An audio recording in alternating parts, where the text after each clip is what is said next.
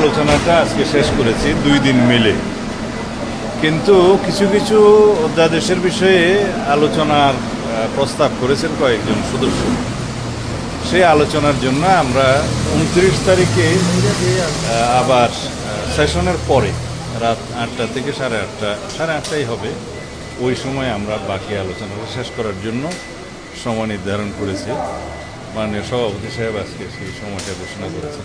তা আশা করি আমরা 29 তারিখ যে সন্ধ্যাবেলা যে মিটিংটা হবে ওখানে আমরা সব কিছু ফয়সালা করতে পারবো। কিন্তু এখন পর্যন্ত কতগুলো অধ্যাদেশে একমত হতে পেরেছে? এগুলা গুণই নেই, অধিকাংশ বিষয়। জুলাই সংক্রান্ত 4টা অধ্যাদেশ আছে, এই 4টা অধ্যাদেশের বিষয়ে তো আলোচনা হয়েছে, মানে আপনারা হুবহু এই অধ্যাদেশের সুরক্ষা আইন ওইটার বিষয়ে সবাই একমত এবং হুবহু ওইভাবে পার্লামেন্ট এই সুরক্ষা এগুলো রাতে 8:30 যেভাবে উত্থাপিত হয়েছে সেই বিলগুলো আবার আনবে এবং সেইভাবে পাশ হবে।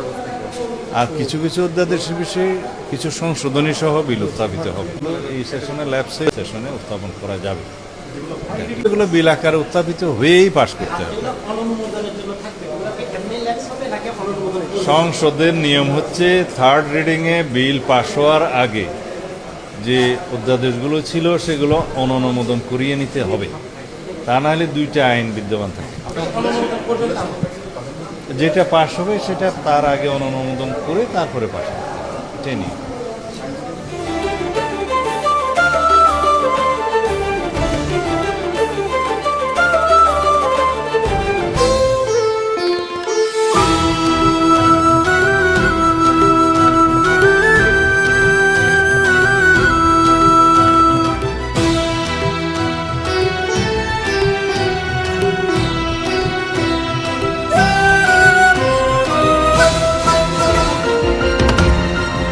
টেকনাফ থেকে তেঁতুলিয়া, রূপসা থেকে পাথুরিয়া, বিশ্বজুড়ে রূপসী বাংলা।